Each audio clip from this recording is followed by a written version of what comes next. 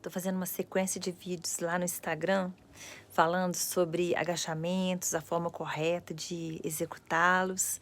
E assim, durante essa quarentena, eu tenho visto muitos tipos de treinos assim muito malucos postados irresponsavelmente na internet, muito poucos voltados para a mulher madura, para as pessoas que têm certos tipos de limitações, de dificuldades.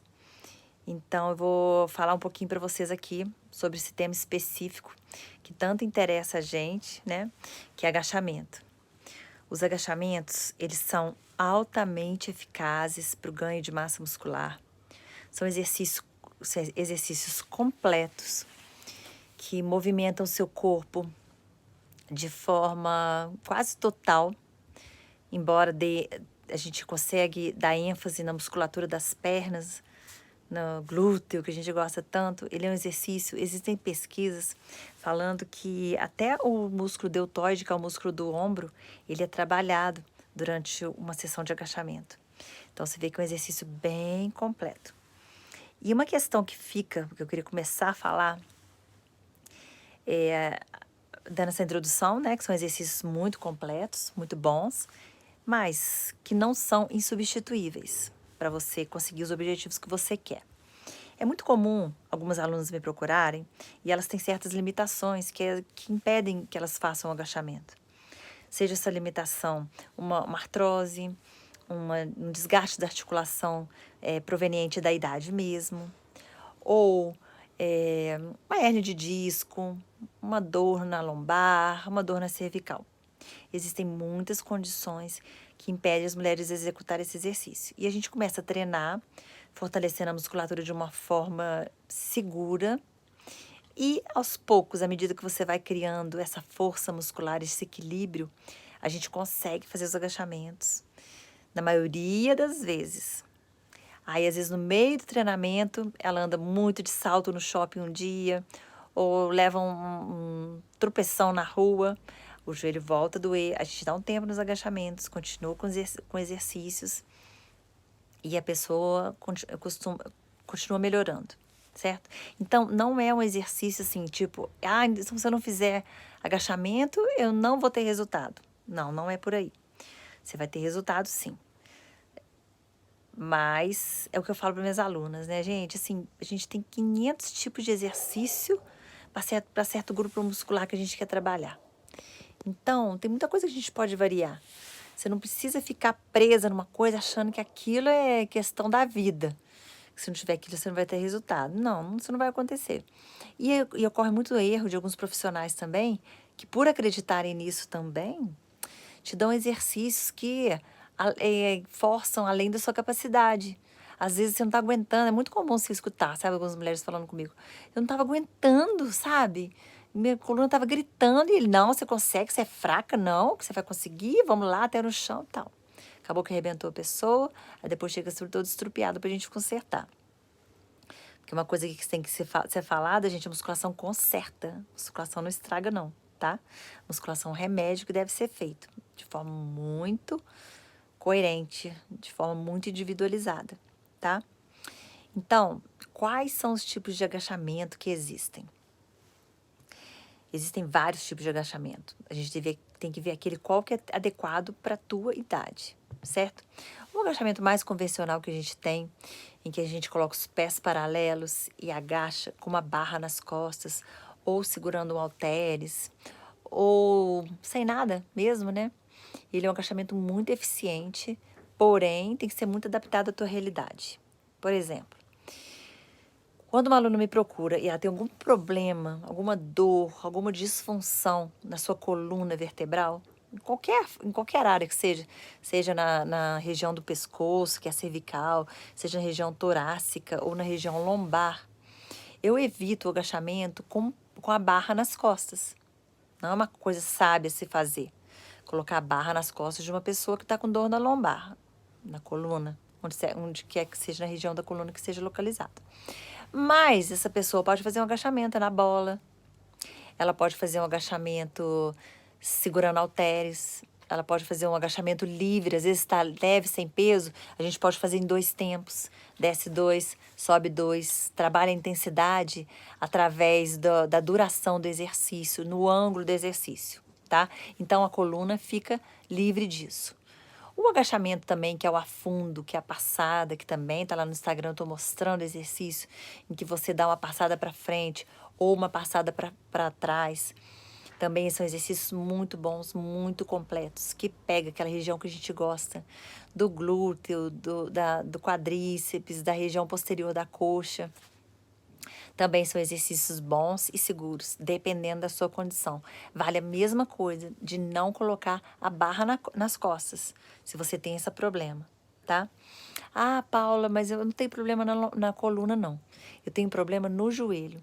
Eu tenho artrose no joelho e eu não posso fazer agachamento com peso. Aí nós vamos começar com aquele fortalecimento muscular que eu falei lá no início, fazendo exercícios seguros, fortalecendo essa musculatura. E quando elas estiverem fortes, nós vamos começar a passar para o agachamento. Eu tenho aluna de artrose, de desgaste de articulação do joelho, e que não tem mais problema desse tipo, que fazem o agachamento adequados para a sua condição sempre, tá? Outro tipo de agachamento muito legal da gente fazer também, que eu gosto muito, a gente faz muito, é o agachamento sumô. Você conhece? É um agachamento que você faz com as 2 pernas afastadas, com os pés voltados para fora. Um erro que você pode cometer é colocar o pé muito para fora, tipo andeor de balé, aquele pezão totalmente virado, não. Ele tem que seguir mais ou menos a linha do joelho. Nunca pode ser muito discrepante na hora que você for fazer o agachamento, a linha do joelho com o ângulo que o seu pé está virado, tá? Eles têm que coincidir. E você vai segurar um peso e vai descer e voltar também no agachamento. Os erros muito comuns aí, além de colocar o pé para fora, também é jogar a coluna muito para frente. Você deve descer mais no eixo que você está agachando. Aí isso vai depender muito da sua flexibilidade, o tanto que você vai conseguir abaixar, o tanto que você não vai curvar a sua coluna. É um outro tipo de agachamento que eu gosto muito e que eu uso muito também. Você pode também, tem aquela mesma questão de colocar a barra nas costas, tem a mesma questão de fazer com ou sem peso, e você pode segurar um halteres ou não, tá?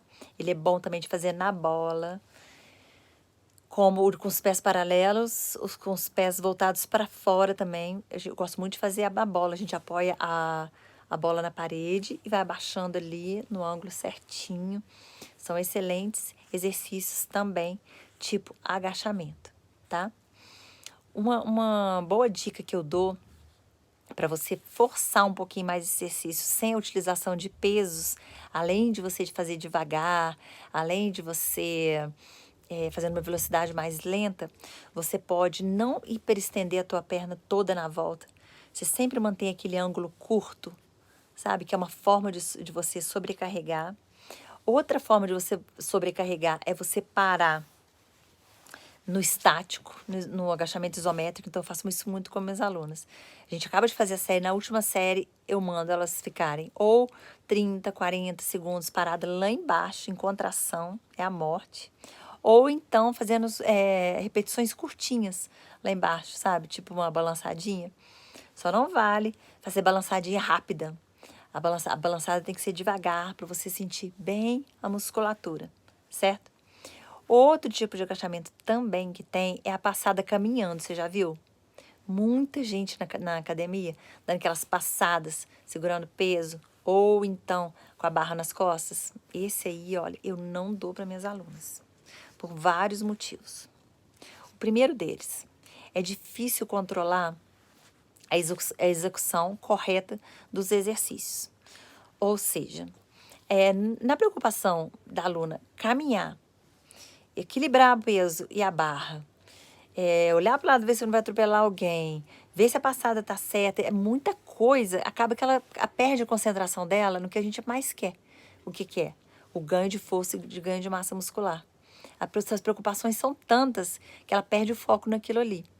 E pode ser que numa dessas passadas ela faça um ângulo errado, ela joga o tronco para frente, ela tropece, ela perca o equilíbrio.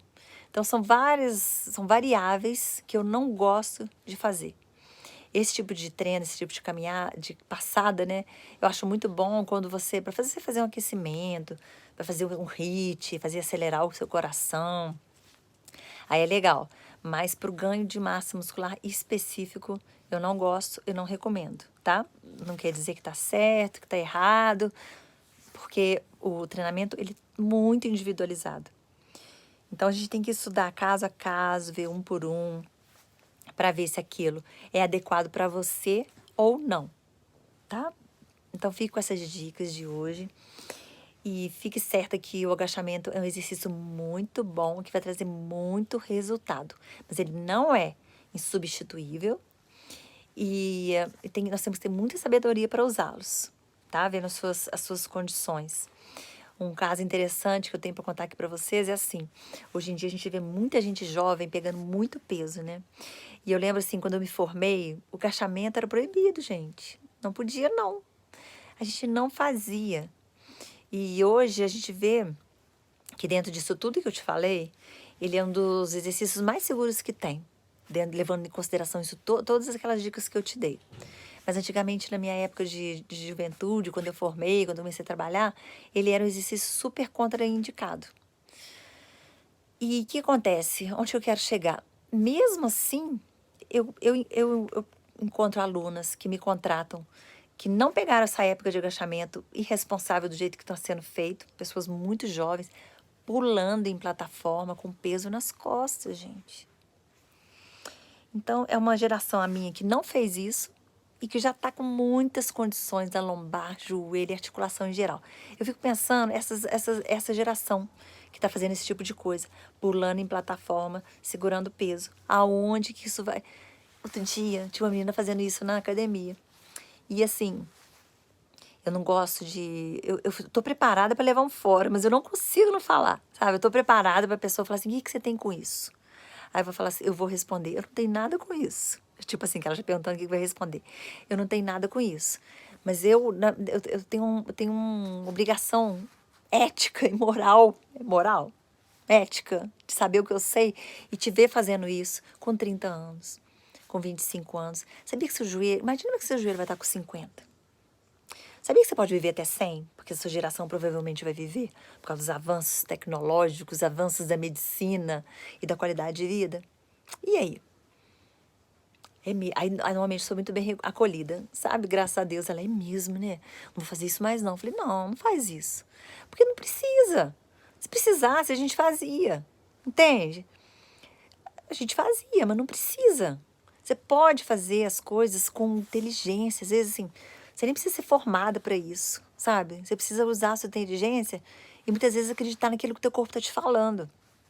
Porque profissional pode até insistir com você, mas você vai falar assim, não, não vou fazer. Não vou fazer porque eu tô sentindo que tá doendo. Entende? É uma coisa assim que a gente tem que levar muito em consideração que muitas pessoas não levam. Se ouvir, se escutar. Eu tenho, igual o agachamento, eu vou falar o próximo agachamento. Agachamento na barra guiada. A barra guiada, para quem não está lembrando, é aquele exercício que chama Smith. Ele tem uma gaiola, né? Ele tem uma estrutura e a barra, ela corre ali dentro, tá? Então, eu não faço aquilo. Eu não faço aquilo porque minha lombar, na hora, assim, até não dói muito, não. Até não dá para levar aquilo que eu faria de escutar o teu corpo. Mas na hora não dói, eu faço exercício. Mas nos dias seguintes, gente, os 3 dias de coluna travada. Foi feito para mim. E eu entendo isso. E a barra guiada, qual o problema dela? Ela sempre corre no mesmo ângulo. E quando nós estamos fazendo exercício, os exercícios com peso livre são tão eficientes, porque o nosso corpo ele está sempre fazendo micro adaptações para você fazer aquele exercício com eficiência. Não que essas sejam certas sempre, não. Às vezes você pode estar fazendo acomodações erradas. Por isso que é importante ter um profissional sempre te olhando, sempre te dando dicas e tal. Ou você tendo uma pessoa mais de perto, né? Avaliando. Não que você esteja fazendo essas correções sempre certas, mas a maioria das vezes, quando bem orientado, a coluna vai um pouquinho para o lado, o pescoço ajeita, o ombro um pouquinho segura para cá, a perna, entendeu? A barra guiada, ela obriga o teu corpo a sempre ficar na mesma posição, sempre descer no mesmo ângulo. Não tem essas adaptações. Então, é uma coisa muito perigosa forçar você a fazer uma descida, um agachamento com peso fixo, numa posição. Eu não acho isso bom e isso certo. Então, meus alunos não fazem ali, nunca, raramente, a não ser o agachamento com as pernas separadas e pés voltados para fora, porque a base é maior. Você entende? As pernas estão mais separadas, a base de sustentação é maior. Então, você tem menos essa questão da estabilidade, da barra descer sempre no mesmo lugar e tal.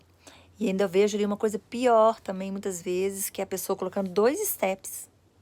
Aí ela coloca um pé no step de cima, coloca a barra guiada nas costas e fica subindo e descendo ali com a outra perna livre.